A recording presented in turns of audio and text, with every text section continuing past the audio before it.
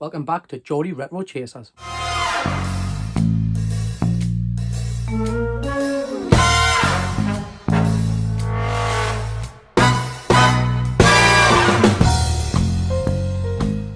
What's happening, everyone? Welcome back to my countdown of my top 25 NES games.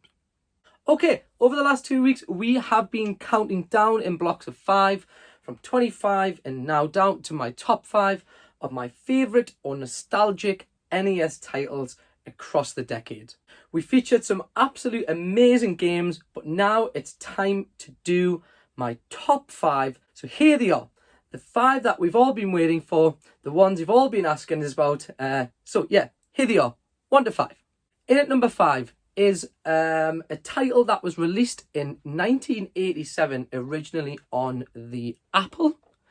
It then progressed to the NES in Japan in 1988. And then it finally made its way into the PAL market in the West in 1992. And it was my first dabble with point and click adventure games. That's probably give it away. And number 5 is Maniac Mansion. The one of 2 only point and click games that I've really ever played or ever owned across all of my gaming career. Apart from if you want to exclude Football Manager and Champman and that when I was younger on the Amiga. But the two point and click adventure games I've only ever played or owned or really got into was Maniac Mansion and Monkey Island on the Amiga. Released by LucasArts, yes, or Lucas Studios. I think it's still Lucas Studios, I'm not sure at the time. In conjunction with Jalico and Walt Disney. You play a character called Dave Miller, and Dave has to rescue his girlfriend. And there are so many different ways that you can play this game in so many different endings, and you're supposed to try and do each different ending. So in at number 5, one that probably might leave you scratching your head because it's not a platformer or anything like that. Something that like I said, it's not a genre that I play a lot of. 1 of 2 that I've pretty much ever played through in my life, but one that I absolutely adore on the NES, and the first one in my top 5 is Maniac Mansion. In at number 4. Okay, number 4 is another title that was massively inspired by my father's involvement in amusement arcades when I was younger. It was then ported to the NES/home console market in around about 1990. I'm pretty sure it was released on the ZX Spectrum first before it made its way to the NES. And it is a game that me and Mrs. GRC still play today. And that game in at number 4 is the arcade colossal from Taito, BOBBLE. You play Bob and Bub, believe it or not. Yeah. And you have to rescue your stolen girlfriends from the cave monsters. This game has over 100 levels. Now, if I was to stand here and say, yeah, I've done all 100 levels, I'd be absolutely lying through my back teeth. I've never completed all 100 levels. Let me know in the comments below if you've ever completed all 100 levels. It actually came 47th in a vote of the top 100 games of all time. And it was re-released in 2005. And I think it was on the Xbox store, and I think it was re-released for Xbox 360 and other whole host of consoles. But a game that even the music is fantastic. A game I absolutely love to play. A real good platform/puzzler. In at number 4 is the colossal BOBBLE. In at number 3. When we've been covering some of these videos off, we have been talking about some of the games that are still pretty hard to play today as they were back in the day when you were a kid. And this title is 100% absolutely no exception. Released originally in Japan in 1988 and then making its way via to the West in around about 1991 and into the PAL market. The intro to this game today, still in the 16-bit machines for its time, is absolutely outstanding. And that game is in at number 3, a real challenge, Shadow Warriors Ninja Gaiden. Like I said, the intro to this game is absolutely outstanding. You play a ninja called Ryu, however you want to pronounce it, and you go to the US to avenge your dead father. Now, if you're a bit of an arcade buff, you will know that there was a game in the arcades called Ninja Gaiden. Trust me, this is absolutely nothing like the one that we got in the arcades. This is more of a run-and action platformer with an element of puzzler in it. Honestly, it still throws up a real challenge today. It's still one of those games that really frustrates me. Recently played back through it on the Switch, and yeah, threw up an absolute challenge. If you have Xbox Game Pass, there was a re-release of it or an update to it, which I think was released in about 2005. So the Xbox 360 version is again a very, very difficult game, but again, really enjoyable hack and slash game. Get yourself on Xbox Pass if you've got Xbox, get it on there and have a little blast of it. But yeah, in at number 3, one that I still play today, one that still challenges, it is Shadow Warriors Ninja Gaiden. In at number 2, game number 2, and my second most enjoyable / nostalgic game on the NES system. It is another game based on a TV show from when I was a kid. You know, we've had quite a few of those over the past few episodes. You know, we've had Darkwing Duck, we've had Chip and Dale, we've had DuckTales. You know, they all had a running theme to them. So the show was first aired in 87. We then got the first game on the NES in 89. Then came the Colossal in the arcade. Yes, guys, you know the game I'm talking about. Released originally in the arcade in 1990, published by Konami. It is the Teenage Mutant Hero / Ninja Turtle arcade game, featuring 2 new bosses. So what they did with this, it was originally released in the arcade in 1990, published by Konami for the home market. But what they did was, rather than actually strip elements out of the original arcade game, they actually added to it. They gave it 2 new bosses.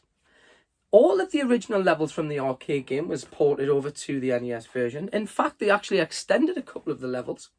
It's the first game that I remember that's got product placement. And of course it is Pizza Hut.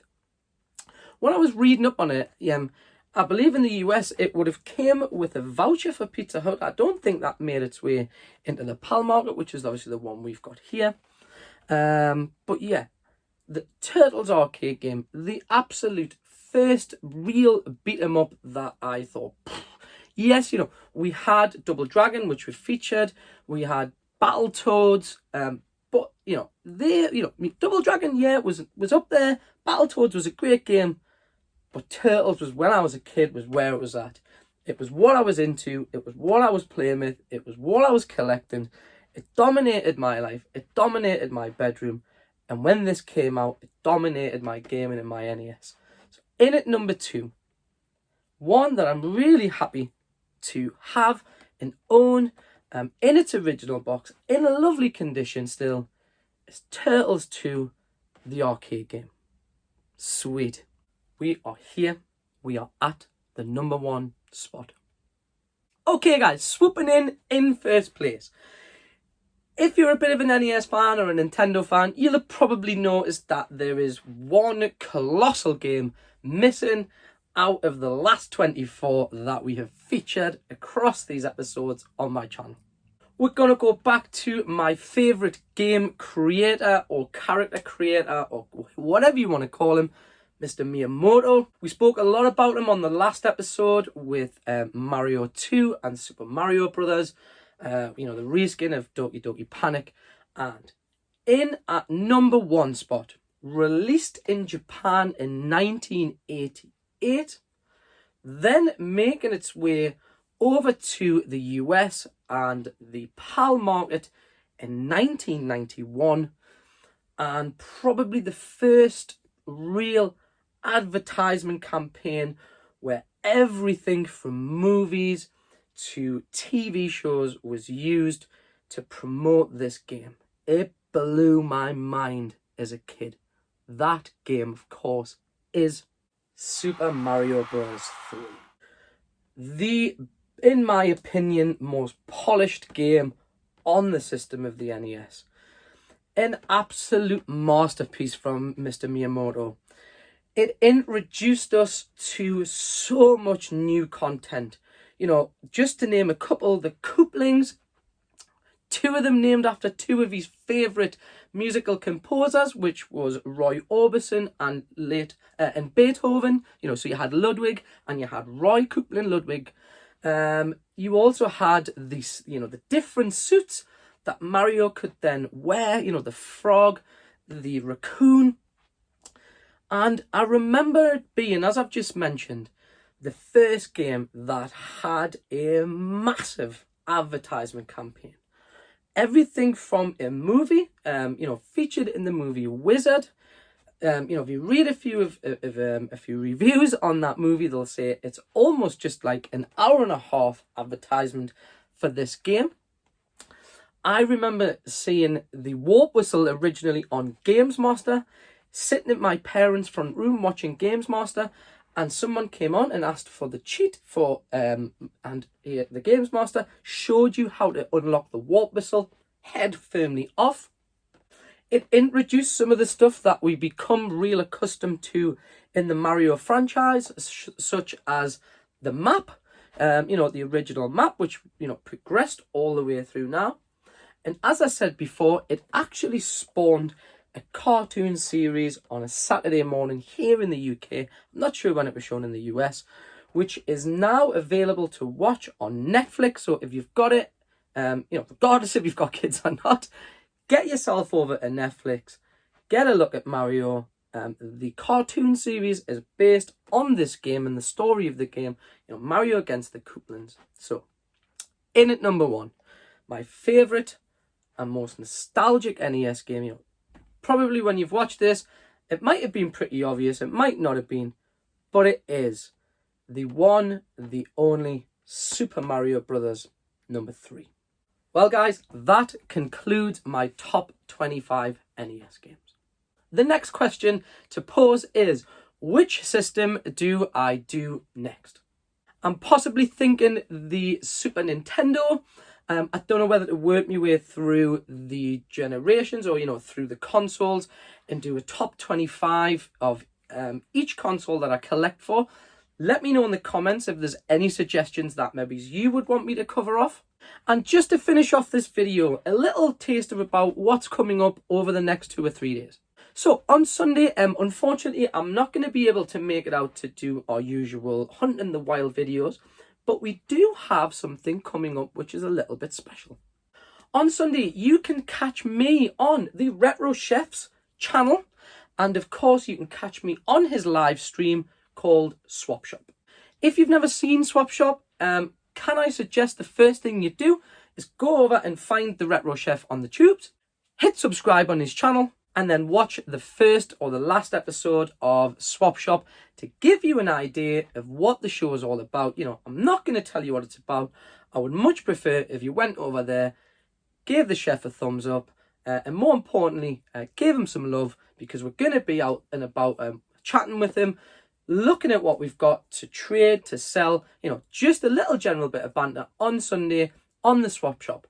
That is the Retro Chef. So go over there, check him out, do it for me. Okay guys, that's it. Thank you very much for your time again. Cheers for tuning in. I hope you've enjoyed my top 25 NES games. Keep your eyes peeled. Like I said, we'll find out what console we're going to do next. But until then, as per usual, from me, Mrs. GRC, Junior GRC, enjoy the rest of your week. We'll see you on the flip side. Peace, guys.